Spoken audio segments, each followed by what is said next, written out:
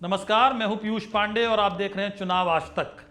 हर हफ्ते की तरह इस बार फिर हाजिर हूं अपने खास सेक्शन इलेक्शन विलेक्शन विद राजदीप लेकर। यानी हमारे साथ होते हैं राजदीप सरदेसाई हफ्ते की घटनाओं पर एक्सपर्ट कमेंट के साथ। सर, आपका बहुत बहुत स्वागत है। नमस्कार पीयूष और आपके सभी दर्शकों को मेरा नमस्कार। सर, पहला सवाल तो ये कि हिमाचल का खेला निपट गया या अभी कुछ बाकी है? देखिए, हिमाचल का खेला नहीं निपटा। मैं इसलिए कह रहा हूं कि मैंने प्रतिभा सिंह, जो हिमाचल प्रदेश कांग्रेस की अध्यक्षा हैं, उनसे फ़ोन पर बात की थी, फिर उनका इंटरव्यू किया। जब मैंने कहा कि क्या ऑल इज़ वेल, अब सब ठीक है, तो उन्होंने कहा अभी तक कुछ ठीक ऐसा नहीं कह सकते, ऑल इज़ वेल, कल क्या हो कौन जाने। यानी कहीं ना कहीं अभी तक स्थिति क्लियर नहीं है कि क्या ये सरकार वाकई 5 साल तक रहेगी। क्योंकि आपने देखा होगा विक्रमादित्य सिंह, जो कैबिनेट मंत्री हैं, प्रतिभा सिंह के बेटे हैं, यानी पूर्व मुख्यमंत्री वीरभद्र सिंह के बेटे, वो अभी भी बागी विधायकों से मिल रहे हैं जिनको डिस्क्वालीफाई किया है।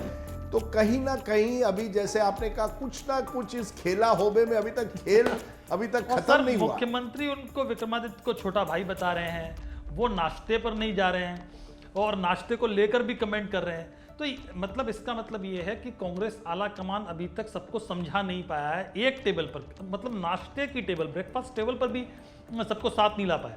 देखिए, मुझे लगता है क्या हुआ है कि पहले तो 6 विधायक निकल गए, उन्होंने क्रॉस वोट की, लेकिन इनके पीछे कौन था?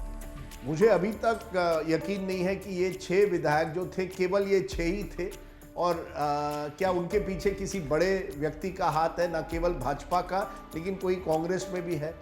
अब शक विक्रमादित्य सिंह पर इस वजह से है क्योंकि यही विक्रमादित्य सिंह गए थे प्राण प्रतिष्ठा के सेरेमनी में, जबकि एक तरह से कांग्रेस ने कहा था कि हम उसमें नहीं जाएंगे, आप जाते हैं वहाँ। जो हमें खबरें मिल रही है उनका लगातार संपर्क एक तरह से रहा है दूसरी तरफ बीजेपी के साथ। देखिए, ये जो है ना कुछ नेता कांग्रेस के जिनको लगता है कि हमारा हक बनता है एक तरह से कि हमें मुख्यमंत्री बनना चाहिए या हम तय करेंगे कौन बनेगा मुख्यमंत्री। ये नेता बड़े अस्वस्थ हैं। जब मुझे लगता है सुक्खू कैंप और प्रतिभा सिंह का कैंप, हालांकि प्रतिभा सिंह मुझे कहती है नहीं मेरा कोई कैंप नहीं है, लेकिन कहीं ना कहीं विक्रमादित्य सोच रहे हैं कि अगर उनके पास और 6-7 और विधायक उनके साथ आ जाए, खासकर कि शिमला एरिया के जो उनका गढ़ एक तरह से माना जाता है, तो कौन जाने अगले 10 दिन 15 दिन में कुछ भी हो सकता है। हालांकि मेरे सूत्र कह रहे हैं कि कांग्रेस को लगता है कम से कम लोकसभा चुनाव तक स्थिति इस तरह से रहेगी, जो भी होना है वो लोकसभा चुनाव के बाद होगा। ये अब तैयारी एक तरह से एक वार्निंग सिग्नल है बीजेपी ने दी है कि अब तो कुछ ही महीनों की बात है, सरकार का गिरना लगभग तय है। ये बीजेपी की तरफ से एक तरह से प्रचार शुरू हुआ है। अब आपने ये हिंट दे दिया कि लोकसभा चुनाव के बाद, जैसे आप कह रहे हैं 10-15 दिन में भी कुछ हो सकता है, और बीजेपी की तरफ से ये जताया जा रहा है कि लोकसभा चुनाव तक की बात है केवल। लेकिन सर, क्या आपको नहीं लगता कि यहीं बीजेपी और कांग्रेस दोनों में बहुत बड़ा अंतर दिखता है? कांग्रेस के पास बड़ी मुश्किल से 1-2 स्टेट बची हुई हैं, जिसमें से हिमाचल, जिन्होंने बहुमत से सरकार बनाई, पर वहां भी उनका समीकरण बिगड़ गया।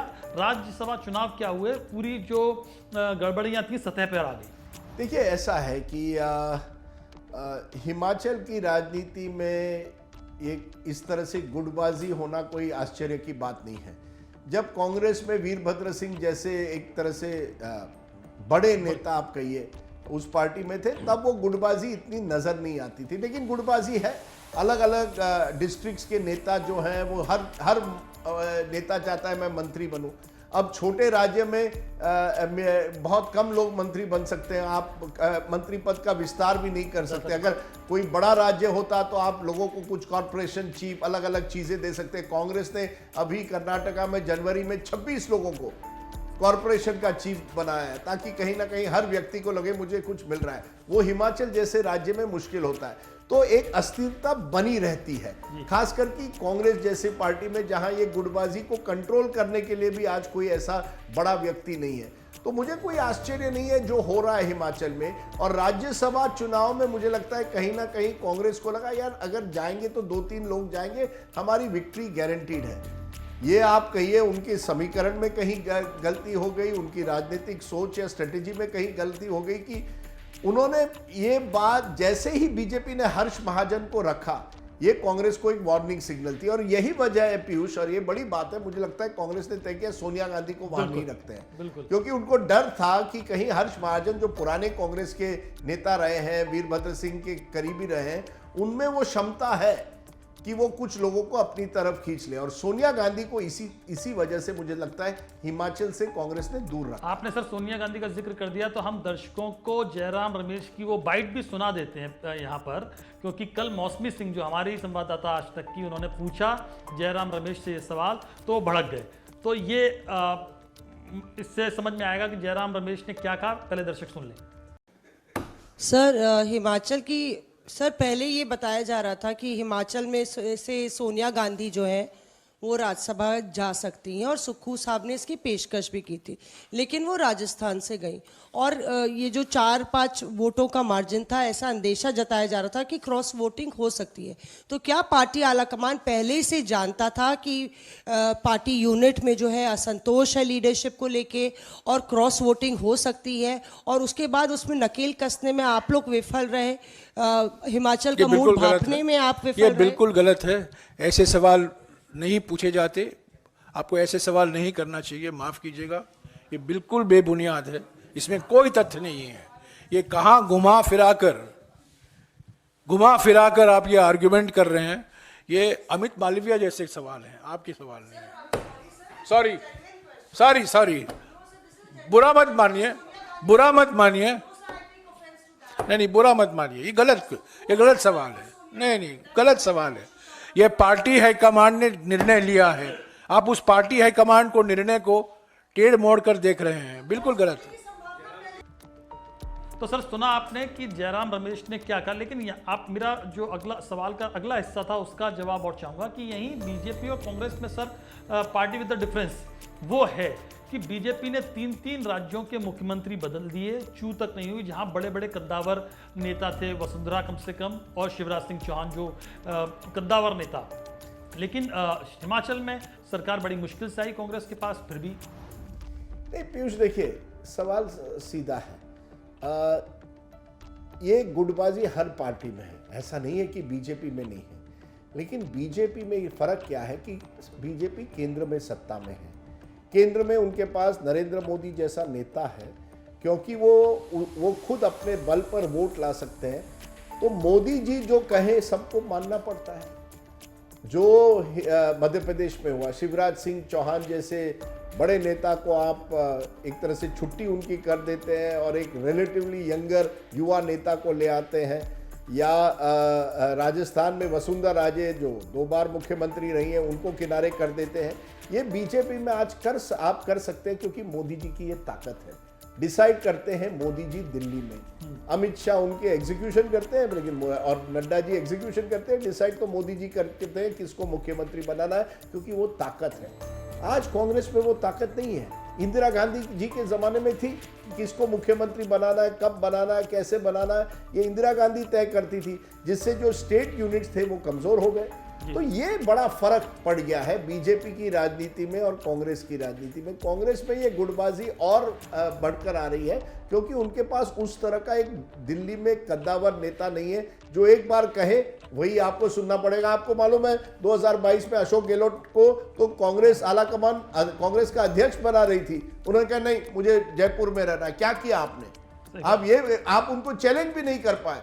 तो फिर सुक्खू को भी अगर आपने सुक्खू को वहां रख दिया, क्योंकि सुक्खू प्रियंका गांधी वाड्रा की फर्स्ट चॉइस थी, अब सुक्खू को रखा है। सुक्खू की अपनी एक लोकप्रियता है, एक पकड़ है एक एरिया में, लेकिन बाकी मुकुल अग्निहोत्री क्यों मानेगा कि सुक्खू मेरा नेता है? उनको लगता है मुझे मुख्यमंत्री बनना चाहिए। प्रतिभा सिंह को लगता है मैं नहीं तो मेरे बेटे को लगना चाहिए। तो अगर उनके पास कोई ऐसा नेता होता या कोई ऐसा पॉलिटिकल मैनेजर होता जो सबको एक साथ लेकर जाता, तो ये प्रॉब्लम्स नहीं सर होते। आपने नेता का जिक्र कर ही दिया, तो कांग्रेस का सबसे बड़ा नेता तो आज की तारीख में राहुल गांधी ही है। जी, राहुल गांधी भारत जोड़ो न्याय यात्रा कर रहे हैं और वो अपना कुनबा नहीं जोड़ पा रहे हैं, एक एक करके लोग भाग जा रहा है।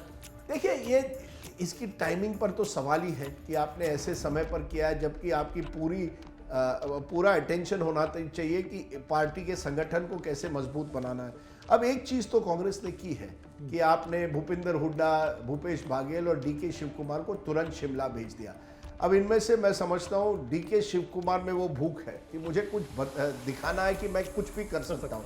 ये जो अमित शाह टाइप पॉलिटिक्स है ना, बहुत कम लोग कर पाते हैं कांग्रेस में, उसमें से एक डीके शिव कुमार है। आपने देखा होगा कर्नाटका में 2 विधायकों की क्रॉस वोटिंग हुई, बीजेपी के विधायक कांग्रेस को वोट दिए। अब बहुत कम राज्यों में ये होता है आज की तारीख में कि बीजेपी के विधायक कांग्रेस को वोट दे। डीके शिव कुमार ने अपनी एक पकड़ बना दी है कि मैं ये सब कुछ कर सकता हूं, इसीलिए उनको आपने बंगलोर से शिमला भेजा।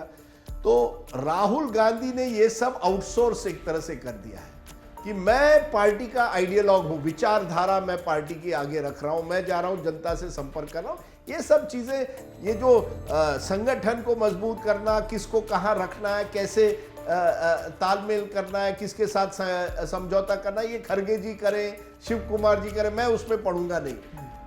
अब ये सवाल उठता है कि क्या ये सब चीजें ऐसे समय पर अगर राहुल गांधी कहीं न्याय यात्रा पर जा रहे हैं तो ऑफिस में कौन बैठकर ये सब करेगा? ऐसा है कि जैसे एक एडिटर कह रहा है चलो मैं 3 महीने की चुनाव आ रहे हैं, मैं 3 महीने की यात्रा पर जा रहा हूं, मैं देखना चाहता हूं कि जमीन पर क्या हो रहा है। न्यूज रूम में कौन बैठेगा, कौन डिसाइड करेगा कौन सी स्टोरी चलानी है?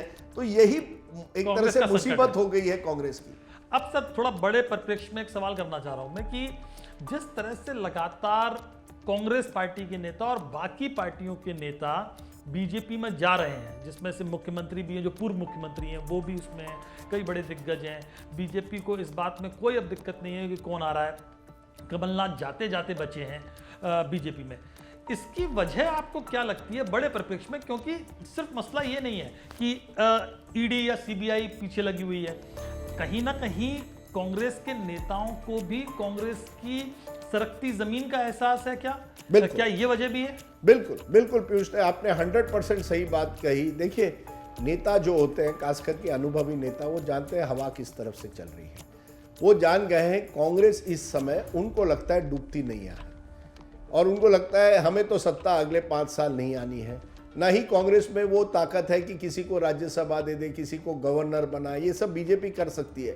किसी पुराने अनुभवी नेता 75 साल के ऊपर अगर कोई रूठा हुआ है, चलिए उसको गवर्नर बना दीजिए। बड़ी लाइन लगी हुई है, मैंने सुना है बीजेपी में लोगों को गवर्नर बनाने के लिए। कांग्रेस में वो भी क्षमता इस समय नहीं रही क्योंकि वो सत्ता में नहीं है। तो ये सत्ता की दौड़ है और इस सत्ता की दौड़ में कई कांग्रेसी जान गए हैं कि उनका फ्यूचर, उनका भविष्य एक क्वेश्चन मार्क है। और एक संपर्क जो उनका एक जमाने में सोनिया जी से हुआ करता था, एक पीढ़ी थी आप कहिए, जिनका सोनिया जी ने एक तरह से ख्याल रखा था, यूपीए की सरकार बनी थी, एक संपर्क उनका था।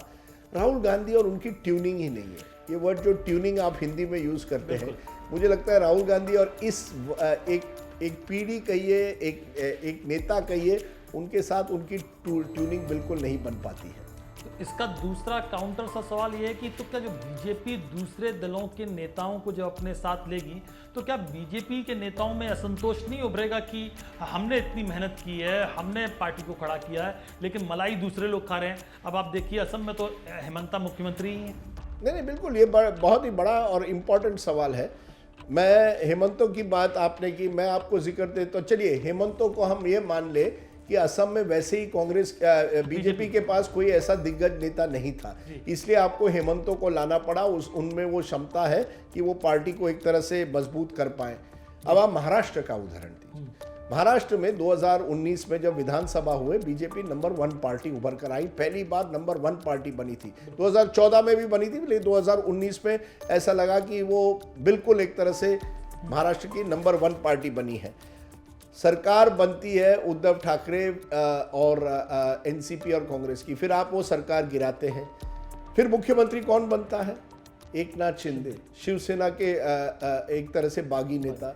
उप मुख्यमंत्री कौन बनते हैं? अजीत पवार। देवेंद्र फडणवीस भी बनते हैं, लेकिन वही नंबर 1 पार्टी जो बीजेपी की है, उनको पावर शेयरिंग करनी पड़ती है शिवसेना के गुट के साथ और एनसीपी के गुट के साथ। अगर आप सोचिए, आज पश्चिम महाराष्ट्र में मैं एक बीजेपी का नेता हूं जिसने अजीत पवार और एनसीपी के खिलाफ मुहिम उठाई, जैसे कई बीजेपी नेताओं ने पुणे, अलग अलग जगहों में निकाली है, बारामती में भी निकाली है, पवार का जो गढ़ है। अब वो नेता करेंगे क्या?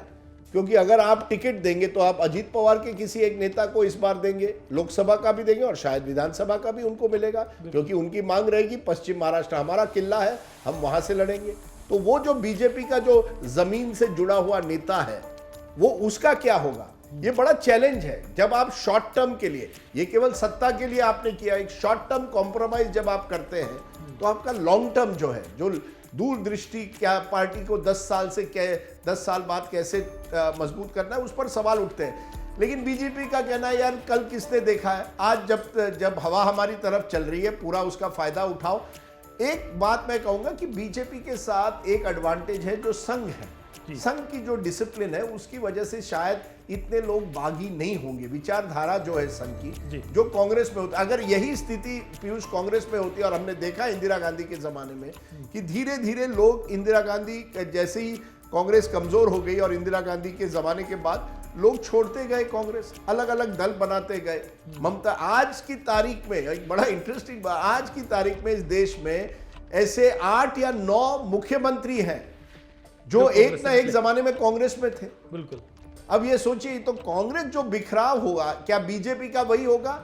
मुझे लगता है संघ उस पर कुछ हद तक काबू ला पाएगी, लेकिन महाराष्ट्र जैसे राज्य में जरूर असंतोष है कि इस तरह के शॉर्ट टर्म कॉम्प्रोमाइज आप कर रहे हैं। ये सर अभी दूर की कौड़ी है कि बीजेपी में क्या होगा, क्योंकि अभी तो बीजेपी सत्ता में है, अभी तो बीजेपी मलाई बांटने की स्थिति में है, तो अभी ये बिखराव मुझे मुश्किल लगता है। लेकिन आखिरी सवाल सर, आपने बारामती का जिक्र किया, आपने एकनाथ शिंदे का जिक्र किया, ये शरद पवार की पॉलिटिक्स क्या है? शरद पवार ने लेटर लिखा है, खाने पे बुलाया है।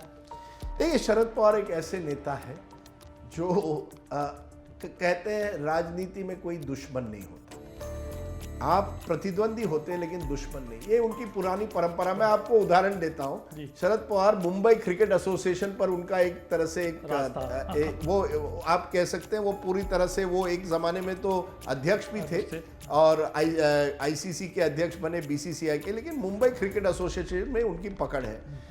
पिछले साल देवेंद्र फडणवीस ने तो उनकी सरकार गिराई थी, लेकिन जब मुंबई क्रिकेट एसोसिएशन के अध्यक्ष की बात आई, उन्होंने देवेंद्र फडणवीस के साथ समझौता किया और एक कैंडिडेट को रख दिया और संदीप पाटिल जो पुराने क्रिकेटर थे उनको किनारे कर दिया, जबकि पवार ने पहले कहा था मैं संदीप पाटिल को सपोर्ट दूंगा। देखिए, शरद पवार पुराने खिलाड़ी है, उनको लगता है जब एकनाथ शिंदे बारामती आ रहे हैं, देवेंद्र फडणवीस आ रहे हैं, एक मैसेज जाना चाहिए कि ये मेरे दुश्मन नहीं है, राजनीतिक प्रतिद्वंदी है लेकिन दुश्मन नहीं है। तो मुझे लगता है इसके आगे मैं शरद पवार की राजनीति को इस समय नहीं देख रहा, क्योंकि आप देखिए जितनी कटुता उनमें और अजीत पवार में पब्लिकली बनी है। एक जमाने में हमें लगा 5-6 महीने जब ये डिवाइड हुआ था कि ये नूरा कुश्ती हो रही है, ये दो पवार परिवार एक साथ ही आएगा, ये केवल दिखाने के लिए है। दोनों के पवार साहब के मोदी जी के साथ भी अच्छे रिश्ते हैं, ये तो नूरा कुश्ती है। अब लग रहा है जिस तरह से कटुता बढ़ी है शरद पवार और अजीत पवार गुट के बीच, ये वाकई एक लड़ाई है। और बारामती का आपने जिक्र किया, जो हमारी खबर है, अजीत पवार की पत्नी वो शायद सुप्रिया सुले के सामने लड़ेगी। तो आप सोचिए ये कितना बड़ा बैटल एक तरह से होगा कि दोनों के बीच अगर इस तरह की लड़ाई हुई, शरद पवार की बेटी और अजीत पवार की पत्नी आमने सामने आ गए, तो बारामती का जो किला है उस पर किसकी पकड़ है वो तय होगा उस चुनाव के बाद, लोकसभा चुनाव के बाद। इसीलिए मैंने सर ये सवाल पूछा था आपसे, क्योंकि ये लगातार खबर आ रही है कि अब बारामती में परिवार के सदस्य आपस में लड़ाई लड़ेंगे। नहीं, बिल्कुल, क्योंकि मुझे तो पहले जब मैंने ये खबर सुनी तो मुझे आश्चर्य हुआ, क्योंकि मुझे भी लगा यार ये परिवार जो है एक तरह से पार्टी है और ये एक दूसरे के गणपति उत्सव में एक दूसरे को खाने पीने में सब मिलते हैं। तो फिर ये क्या हो गया कि जब मुझे किसी ने कहा नहीं वो अजीत पवार ने तय कर लिया है कि वो पवार साहब के सामने अपनी पत्नी खड़े, सुप्रिया के सामने, मैंने कहा नहीं इतना इस हद तक नहीं जाएगा, पर इसी हद तक जा रहा है मामला। हर चीज पर एक कटुता उनमें बढ़ गई है। तो मुझे लगता है महाराष्ट्र में फाइट टू फिनिश है। अगर मैं किसी भी राज्य को इस 2024 चुनाव में बारीकी से, मुझे लगता है हमें देखना पड़ेगा, क्योंकि वहां केवल लोकसभा चुनाव नहीं विधानसभा चुनाव भी होने हैं, वो महाराष्ट्र है। तो इसका मतलब ये है कि सबसे इंपॉर्टेंट जो राज्य है उसमें से एक महाराष्ट्र है। राजदीप सर के मुताबिक इस हफ्ते के लिए सर के साथ चर्चा इतनी ही। अगले हफ्ते हम फिर हाजिर होंगे और फिर जो उस वक्त उस हफ्ते के मुद्दे होंगे उन पर चर्चा करेंगे। Thank you. नमस्कार।